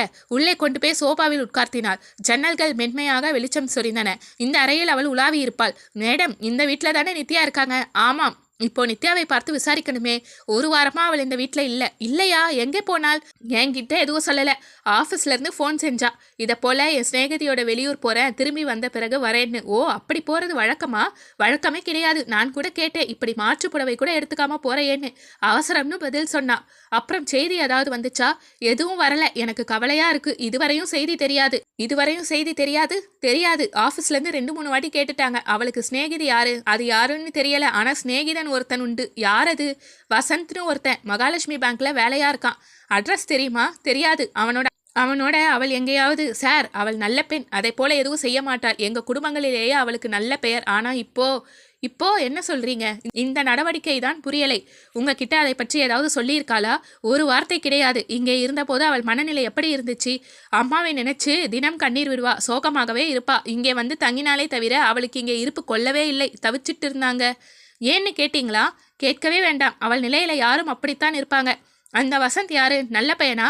பார்க்க நல்லா இருக்கான். வசதியான குடும்பம்னு தெரியுது. இங்க வந்திருக்கானா? ஒரு வாட்டி அழைச்சிட்டு வந்தா. சரி மேடம், நித்யாவுக்கு வேற உறவுக்காரங்க யாராவது உண்டா? சொல்லும்படி யாரும் கிடையாது. சுற்றி நான் தான். சரி, அவளை பற்றி தகவல் தெரிஞ்சா எங்களுக்கு சொல்லுங்க. லிங்க் ஒரு கார்டை எடுத்து அவள் கையில் கொடுத்தான். நீங்க ஏன் அவளை பற்றி விசாரிக்கிறீங்க? அந்த கட்டிடம் இடிஞ்சது சம்பந்தமா விசாரணை நடத்துறோம். அதுல இவங்க கிட்டேயும் பேச வேண்டி வருது. அந்த கட்டிடம் இடிய போறது அவளுக்கு முன்பே தெரியும்னு சொன்னா. எழுவதற்கு இருந்த லிங்க் உட்கார்ந்தான். அவங்களுக்கு எப்படி தெரியும்? நானும் கேட்டேன். ஏதோ ஊகம் வந்ததா சொன்னா. அவளுக்கு ஜோசியம் ஏதாவது தெரியுமா? லேசாக சிரித்தாள் அத்தை. அப்படி இல்லை. அவளுக்கு அது எப்படி தெரிஞ்சதோ அதுவும் பாருங்க. தன்னை காப்பாத்தினவள் தன் அம்மாவை காப்பாற்ற முடியாமல் போச்சு. இன்ஸ்பெக்டர் சிங் அந்த கடிதத்தை வாசித்து பார்த்தார். அவர் புருவம் சுருங்கியது. 2ஆம் முறை படித்தார். எதிரே இருந்த பெண்ணை நோக்கி, உன் பேர் என்னம்மா என்றார். நளினா. உனக்குத்தான் இந்த லெட்டர் வந்திருக்கு இல்லையா? ஆமாம். மதனா உன்னுடைய உயிர் தோழியா? ஆமா சார். சரி, இங்க இருக்கும்போது நாகசாமியோட பரிச்சயம் இருக்கிறதை சொல்லியிருக்காளா? ஜாடையா சொல்லியிருக்கா. சரி, இவ்வளவு வயதான ஒரு பாட்டுக்காரர்கிட்ட இந்த பொண் எப்படி மயங்கினா? தலையெழுத்து சார். ஒரு பின்னணியும் உண்டு சார். என்ன? அவங்க அக்காவோடு தான் அவள் இருந்தா. அக்கா அவளை சரியாக கவனிக்கிறதில்லை. ஓ, அன்பு இல்லாமல் போச்சா? ஆமாம் சார். தவிர அக்கா புருஷன் சருமனாயுடைய ஆசாமி. அவன் வேற இந்த பொண்ணுக்கு லவ் லெட்டர் கொடுத்துக்கிட்டே இருந்திருக்கான். என் சொல்படி நட, இல்லாட்டி இல்லாதது பொல்லாதது சொல்லி உன் அக்காவை கொண்டே வீட்டை விட்டு விரட்ட சொல்வேன்னு பயமுறுத்தி இருக்கான். ஓ, வீட்டு பின்னணி சரியில்லாமல் போச்சு. ஆமாம் சார். ரைட் மேடம், இந்த லெட்டரை கொண்டு வந்து கொடுத்ததுக்கு ரொம்ப நன்றி. உங்களை ஊட்டிக்கு ரொம்ப அவசரமாக கூப்பிட்டா துணையோடு வர முடியுமா? என் தோழிக்கு உதவணும்னா வரேன். ரெடியாக இருங்க, சொல்கிறேன். Right sir. ஆனால் தயவு செய்து அவங்க அக்காவுக்கு செய்தி போக வேணாம். நிச்சயம் போகாது சார். அவள் போன பிறகு சிங் வெகு நேரம் யோசித்து உட்கார்ந்திருந்தார். பிறகு லிங்க் என்றார். லிங்க் உள்ளே ஓடி வந்தான். அத்தியாயம் 8. இந்த போட்டோவை பாருங்க என்றான் லிங்க். ஓட்டல் சிப்பந்தி அதை பார்த்தார். பிறகு நினைவை தட்டினார். கையில் படத்தை இப்படியும் அப்படியும் வெளிச்சம் பிடித்தார்.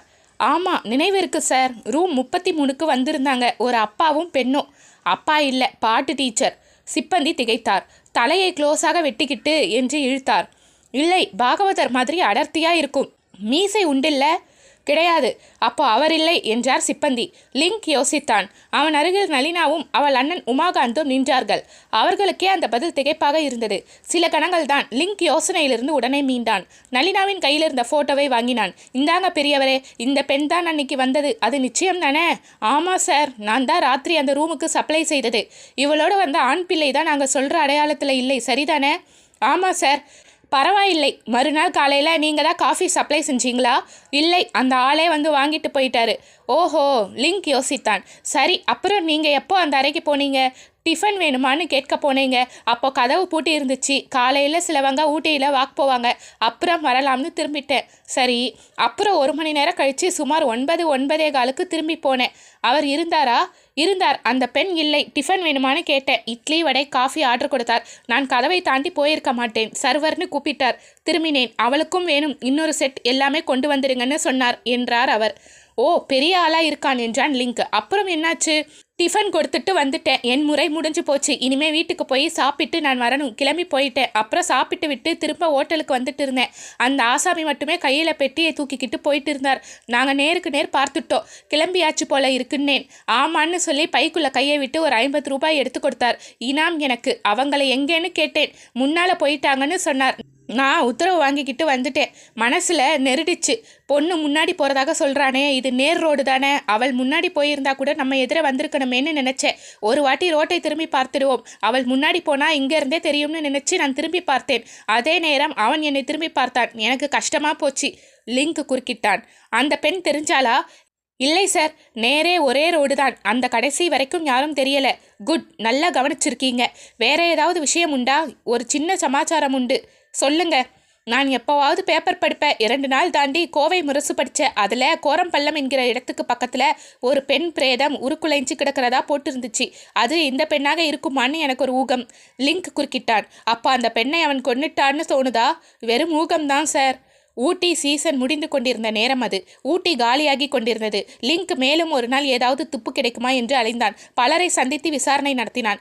எதுவும் பெயரவில்லை. 2ஆம் நாள் ஊட்டி வரைபடம் வாங்கி வந்தான். கோரம்பள்ளம் எங்கே இருக்கிறது என்று குறித்து அதன் மேல் மட்டங்களில் ஊட்டி மேல் பகுதி எங்கே இருக்கிறது என்பதை கவனித்தான். பிறகு கையில் பைனாகுலர்ஸை வைத்துக்கொண்டு சுற்ற ஆரம்பித்தான். மறுநாள் மலையை விட்டு கீழே இறங்கி கோரம்பள்ளம் போலீஸ் நிலையத்திற்கு போய் சேர்ந்தான். அந்த நிலையத்தார் பிரேதத்தின் போட்டோவை எடுத்து வைத்திருந்தார்கள். அதிகம் உருக்குலைந்திருந்ததால் அதை அடையாளம் கண்டுபிடிக்க முடியவில்லை. நல்ல வேளையாக சடலத்தோடு கிடந்த சாரியை எடுத்து வைத்திருந்தார்கள். அதை கொண்டு வந்ததுதான் தாமதம். நளினா அங்கேயே அழ ஆரம்பித்து விட்டார். குட் லிங்க், இதுவரை செஞ்சதே அபூர்வம். இப்போதான் உண்மையிலேயே சிக்கல் அதிகமாயிருக்கு என்றார் சிங். ஏதாவது புது செய்தி கிடைச்சிருக்கா சார்? முதல்ல அந்த வசந்த் வேலை செய்கிற பேங்க்ல போய் பார்த்தேன். அவன் வேலையை ராஜினாமா பண்ணிட்டு போயிட்டான். ஐயோ என்று நிமிர்ந்தான் லிங்க். உண்மையிலே சார், எனக்கு அவன் மேல ரொம்ப சந்தேகம் சார். அவனை அரெஸ்ட் பண்ணியிருந்தா கூட தேவலை. அந்த பெண்கிட்ட நீ என்னை கல்யாணம் பண்ணி காட்டி விடமாட்டேன்னு கத்தினான் சார். சிங் சட்டென்று ஒரு விசேஷ பார்வை அவன் மீது பதித்தார். இந்தா லிங்க், இந்த மிரட்டல் வார்த்தையை நீ என்கிட்ட சொல்லலையே. சொல்லியிருப்பேன் சார், நீங்க அதை விரும்ப மாட்டீங்கன்னு நினைச்சேன். அப்படி ஒரு இம்ப்ரெஷனை நான் உனக்கு கொடுத்திருந்தேன்னா அது என் தப்பு தான் லிங்க்.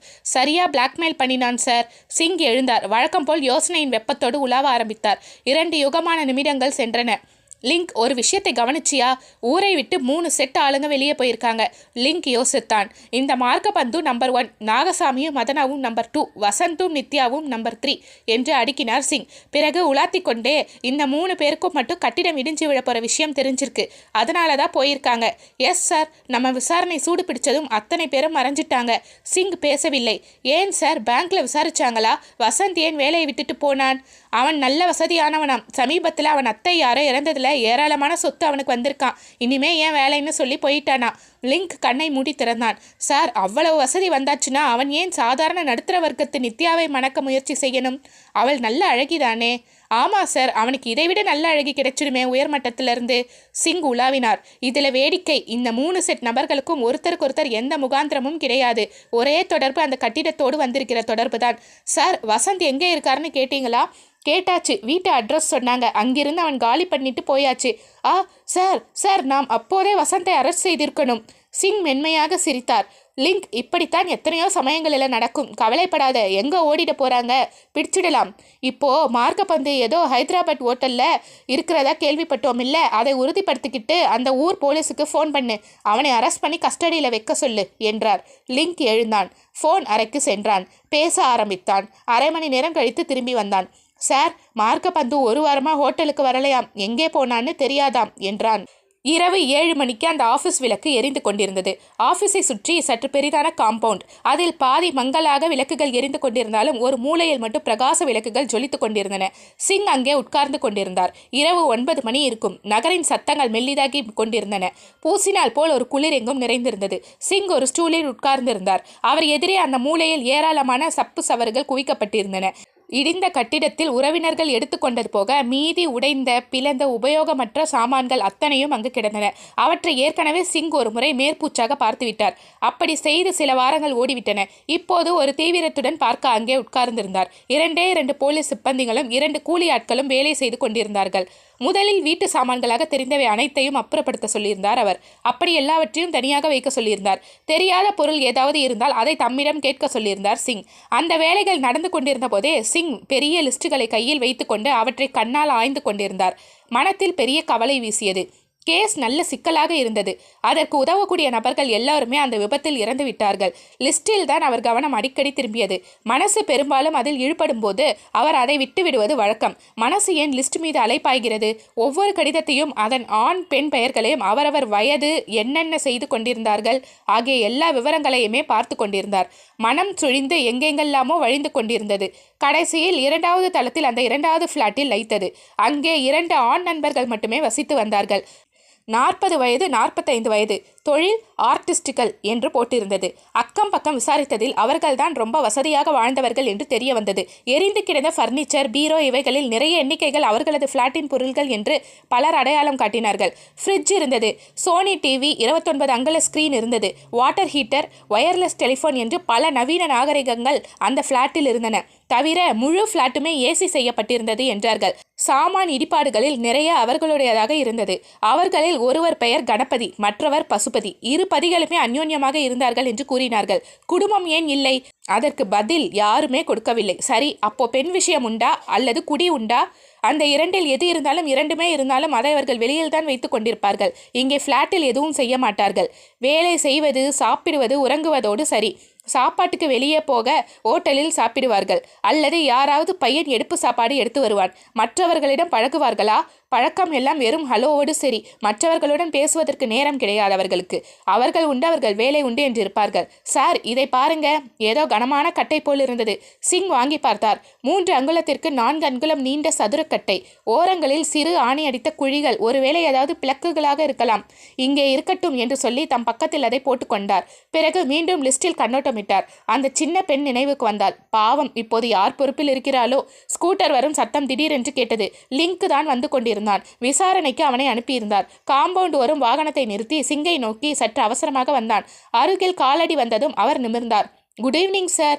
உட்காரு லிங்க். சிப்பந்தி ஸ்டூலை கொண்டு வந்து போட அமர்ந்தான் லிங்க். வா, இப்படி தள்ளி உட்காரலாம் என்று சிங் சொல்ல இருவரும் தள்ளி போனார்கள். சார், நீங்க சொன்னதை விசாரிச்சுட்டேன். சரி, வசந்துக்கோ அந்த கட்டிடத்துக்கோ எப்படி தொடர்பு வந்ததுன்னு கேட்டீங்க. நல்ல வேளையாக பேங்க் ஊழியர் ஒருவரே அதே தெருவில் இருந்தார் சொன்னார் சார். சிங் நிமிர்ந்தார். பேங்க்ல ஏதோ சாவநீர் போட்டாங்களாம். அதுக்கு வசந்த் தான் பொறுப்பாக இருந்தானாம். வசந்துக்கு எப்போதுமே ஹை டேஸ்ட் உண்டாம். நல்ல லே அவுட் பண்ணி பத்திரிகைங்க தீபாவளி மலர் போடுற மாதிரி சாவநீர் கொண்டு வர விரும்பினானாம். அதுக்காக அந்த கணபதி பசுபதி கிட்ட வந்தானாம். அதுலேருந்து தொடர்பு ஆரம்பிச்சுதாம். ஓ, இப்போ புரியுது. சாவநீர் பிரசுரிக்கிற வேலைக்காக 3 மாதம் அடிக்கடி வந்தானாம். அப்போதான் அந்த நித்யாவோட பழக்கம் ஏற்பட்டுதாம். ஓ ரைட். மார்க்க பந்துவும் நாகசாமியும் நண்பர்கள். ஒருத்தர் ஃப்ளாட்டுக்கு ஒருத்தர் போவார்களாம். சரி, பொதுவாக அந்த வீட்டில் இருக்கிற எல்லா ஆண் பிள்ளைகளுமே நித்யா கிட்ட 1 வார்த்தை 2 வார்த்தை பேசிட்டு போவார்களாம். எல்லாருக்கும் அவள் மீது பிரியம் உண்டாம். காரணம், அவள் அழகினால. ரைட். அவளும் யார் பேசினாலும் சுபாவமாக பேசுவாளாம். ஆனால் தன் பழக்க வழக்கத்தில் ரொம்ப கரெக்டாக இருப்பாளாம். ஒரு குறை இருக்காதாம். நல்ல கேரக்டர் இல்லையா லிங்க்? ஆமாம் சார், ரொம்ப நல்லவளாம். யாரும் அவள்கிட்ட வரம்பு மீறிட முடியாதாம். சிங் விரல்களால் கண்ணை விழித்தார். சார், அந்த வசந்த் அவளை பிளாக்மெயில் பண்ணியிருக்கணும். எதை வைத்து பண்ணியிருக்க முடியும்? அவள் எதுக்காக பயப்படணும்? லிங்க் கண்ணை விளக்கினான். அங்கேதான் சார் எனக்கும் இடிக்குது. ஏன் லிங்க்? அவளுக்கும் இந்த வெடிகுண்டு விபத்துக்கும் ஏதாவது தொடர்பு இருக்க முடியுமா? லிங்க் கண்ணை தாழ்த்தினான். இருக்க முடியாது சார். அவளையே விடு, வேறு யாருக்காவது தொடர்பு இருக்க முடியுமா? யாருக்கு அந்த அரக்கமனம் இருக்கும்? அத்தனை குடும்பத்தையும் கொள்கிற மாதிரி வெடி வச்சு, இதெல்லாம் பயங்கரவாதிகள் பண்ணுகிற வேலை சார். அப்போ அதுக்கு தொடர்புடைய ஆசாமி மார்க்க பந்து தான். சிப்பந்தி ஒருவர் வந்து இன்னொரு பொருளை கொடுத்தார். சின்னதாக இருந்தது, உலோகம் போல இருந்தது. ஆனால் ஒரு காகிதத்தை போல கிழிந்திருந்தது. சின்ன துண்டுகள். அது அலுமினியமா ஈயமா? இங்கே கிடக்கட்டும் என்று பக்கத்தில் போட்டார் சிங். இப்போதுதான் அவருக்கு சட்டென்று நினைவு வந்தது. அந்த நீண்ட சதுரக்கட்டை, இந்த உலோக தகடு, இதெல்லாம் அச்சடிக்கிற பிளாக் சம்பந்தமாக இருக்க வேண்டும். 2 பதிகளும் லே அவுட் ஆர்டிஸ்டுகள் ஆயிற்றே. சில சின்ன ப்ரெஸ்ல இன்றும் இந்த பிளாக் உபயோகப்படுது. மார்க்க பந்து என்று உச்சரித்தார் சிங். அந்த ஆள் ஏன் இப்போ தலைமறைவாய் போகணும்? அவன் மட்டுமில்லை சார், இந்த நாகசாமி, வசந்த் எல்லோருமே ஏன் தலைமறைவாகணும்? அது நல்ல பாயிண்ட் லிங்க். சிங் முகவாயை வருடினார். சிப்பந்திகள் இன்னும் பல பொருட்களை கொண்டு வந்தார்கள். அவைகளையும் தம் அருகே வாங்கி வைத்து கொண்டார். அந்த பிரிக்கும் வேலை 1 மணி நேரம் எடுத்தது. கடைசியில் அவர்கள் ஒரு நசுங்கிய குப்பை குடையை கொண்டு கொடுத்தார்கள். உள்ளே பல காகிதங்கள் கசக்கப்பட்டு கிடந்தன. ஒன்றை எடுத்தார் சிங். திறந்து பார்த்தபோது அது கணபதி பசுபதியின் லெட்டர் ஹெட்டாக இருந்தது. இது இங்கே இருக்கட்டும் என்று வைத்து கொண்டார் சிங். அதற்கு மேல் சிங் யோசனையிலேயே இருந்தார். சிப்பந்திகள் அவ்வப்போது பொருள்களை கொண்டு காட்டிய வண்ணம் இருந்தார்கள். இரவு 11 மணிக்கு வேலைகளை நிறுத்தினார்கள். சிங் பொறுக்கி வைத்த சாமான்களை சிப்பந்திகள் ஆஃபீஸில் கொண்டு வைத்துவிட்டு விடை பெற்று போனார்கள். சிங்கும் லிங்கும் மெல்ல போனார்கள். லிங்க், இப்போ ஒன்று செய்யலாம். இந்த வசந்த் நித்யா மேல கவனம் செலுத்துவோம். அவங்க எங்கே போனாங்கன்னு கண்டுபிடிச்சா நம்ம கேஸுக்கு வழி பிறக்குதான்னு பார்ப்போம்.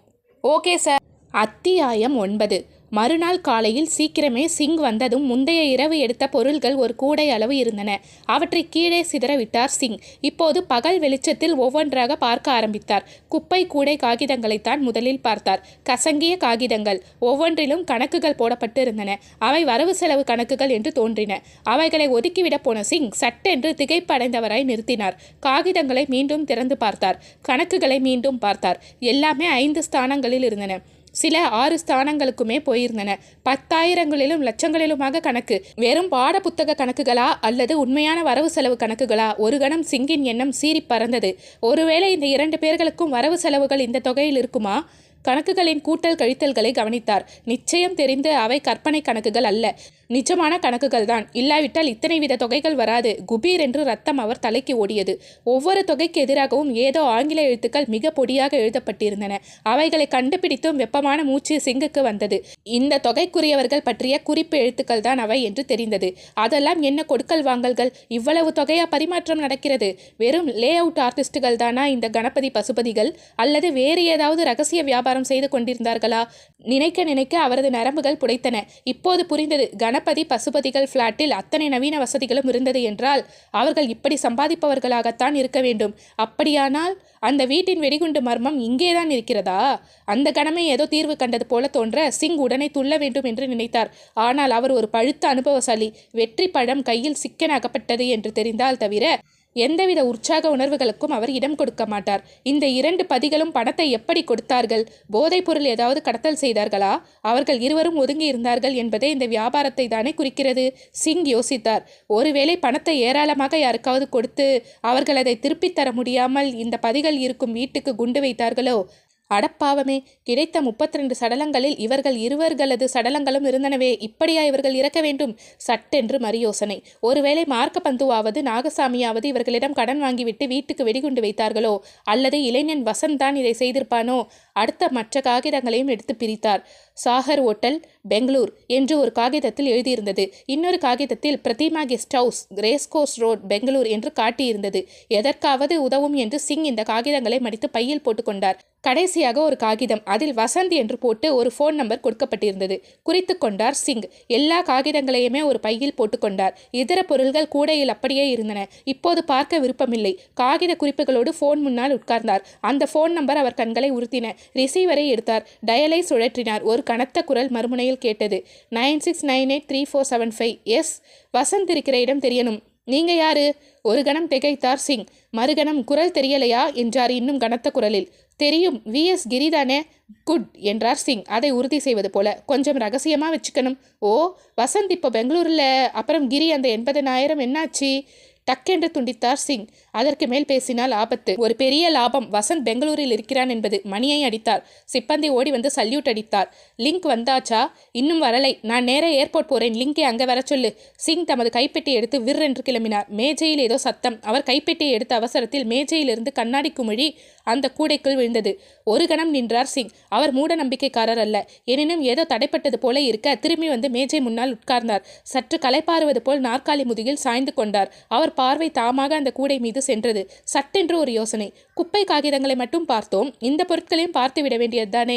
ஏன் இவைகளை விட்டு வைக்க வேண்டும்? பொறுமையாக ஒவ்வொன்றையும் பார்த்து அப்பால் வைத்தார். அவருக்கு தேவைப்படாது என்று தோன்றியது.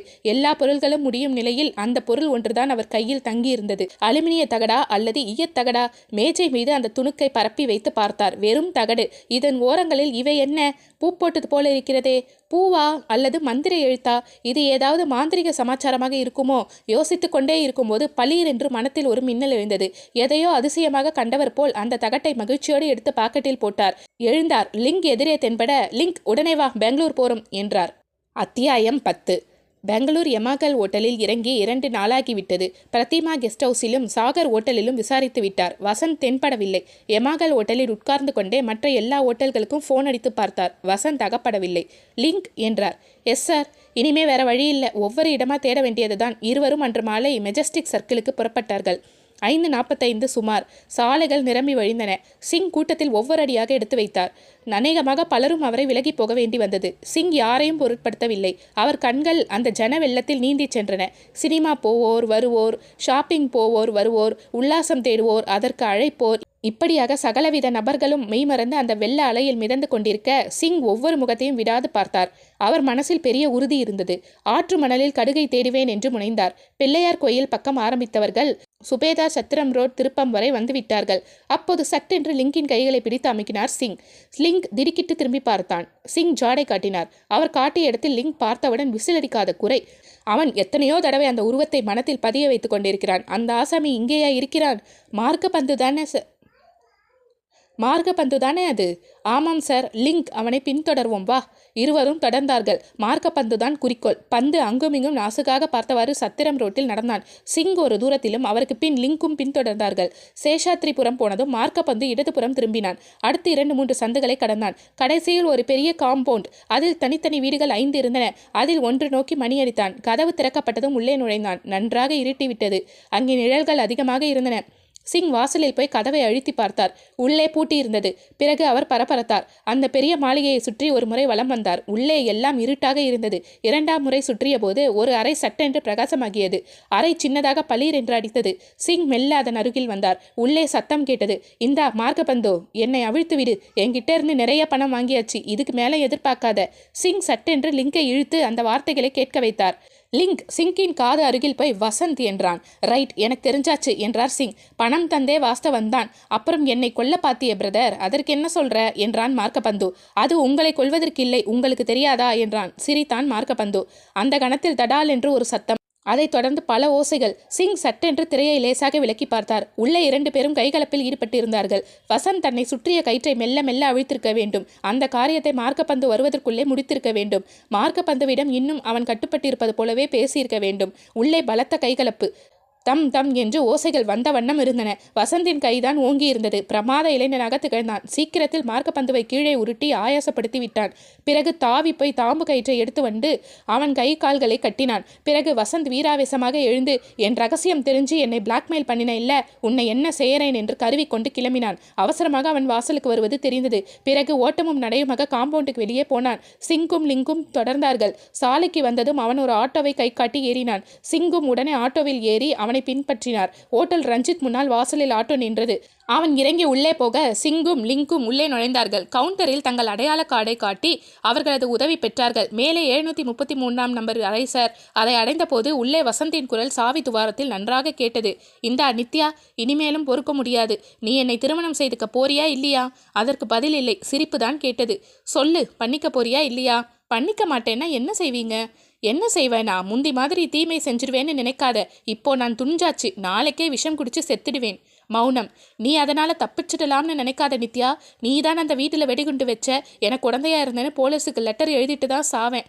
அதனால நான் இறந்தா நிம்மதியாக ஒரு நல்ல ஆளை தேடி கல்யாணம் பண்ணிக்கலான்னு நினைக்காத. போலீஸ்லையும் கோர்ட்லையும் உன் பேர் சிரிச்சு ரிப்பேர் ஆயிடும். உன்னை எவனும் கல்யாணம் பண்ணிக்க மாட்டான். மௌனம்.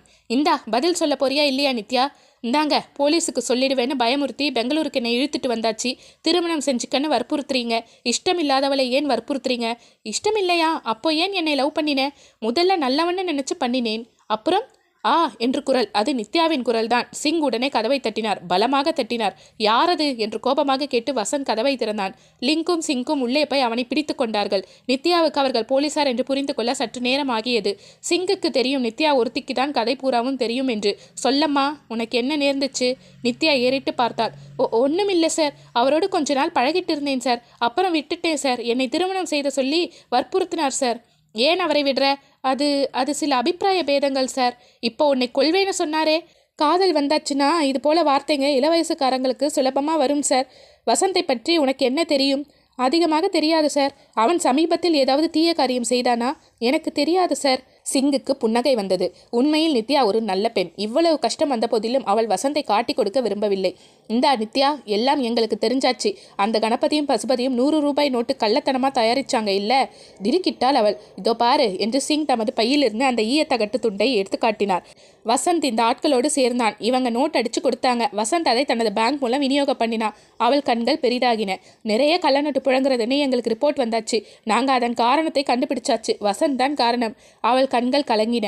அடிக்கடி வசந்த் அந்த ஃப்ளாட்டுக்கு வந்தபோது உனக்கும் அவனுக்கும் பழக்கம். நீ முதல்ல காதலிச்ச, ஆனால் பின்னாடி அவன் மேலே சந்தேகம் வந்துட்டது. வசந்த் இருக்கானே, அவனும் அந்த பதிகளும் சேர்ந்து நோட் அடிக்கிற விஷயம் மார்க்கப்பந்துக்கு தெரிஞ்சுது, நாகசாமிக்கும் தெரிஞ்சுது. 2 பேரும் வசந்தை பிளாக்மெயில் பண்ணி பணம் வாங்கினாங்க. வாங்கிட்டே இருந்தாங்க. கொடுக்கலைன்னா பயமுறுத்தினாங்க. சிங் இங்கே நிறுத்தினார். பிறகு நித்யாவை பார்த்து, இதுவரை என் ஊகம், இதுக்கு மேலே சொல்லிவிடம்மா.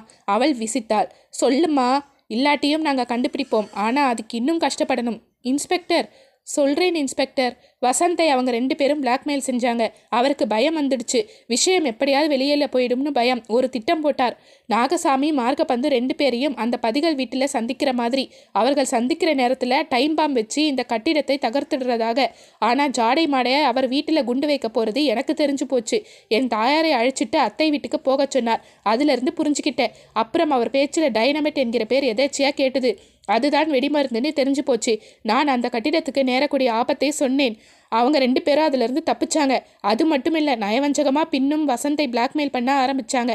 இப்போ என்னை இவர் கல்யாணம் செய்து கொள்றது மூலம் ஒரு பொண்டாட்டி தன் கணவனுக்கு எதிராக எதுவும் சொல்ல மாட்டான்னு நினைக்கிறார். எனக்கு அதில் இஷ்டமில்லை. இதுக்கு அவர் என்னை மிரட்டுறார். இன்னும் ஒரே ஒரு விஷயம் சொல்லம்மா. அந்த நாகசாமி இங்கே இருக்கானா? இருக்காரு. அசோகா ஹோட்டலில் தங்கியிருக்காரு. பிடியுங்க, பொண்ணுங்களை ஏமாத்துறவர். மதனாவை கொன்னுட்டான். பாவி, கொன்னுட்டானா? ஆமாம், காதல் பண்ணி அவளை கொன்னுட்டான். என் விஷயத்திலையும் அப்படிதான் நடந்திருக்கும் இன்ஸ்பெக்டர். என்னை இவர் காதலிச்சது, திருமணம் செய்ய நினைக்கிறது எல்லாம் ஒரே ஒரு குறிக்கோளோடு தான். என்னை எப்படியும் பின்னால் கொன்னுடணும்னு நினைச்சிருப்பார். சரியான கிராதகர்னு தெரியும். பைத்தியக்காரத்தனமாக அகப்பட்டதுனால அவருக்கு கொஞ்சம் பறிஞ்சு பேசிட்டேன். அதை இப்போ மறந்துடுங்க இன்ஸ்பெக்டர். இப்போ அவரை கைது செய்யுங்க. நான் சாட்சி சொல்கிறேன். வராண்டாவில் கட்டி வைத்திருந்த வசந்தை பின்னர் போலீஸ் ஸ்டேஷனுக்கு அழைத்து சென்றார்கள். கதை முற்றும்.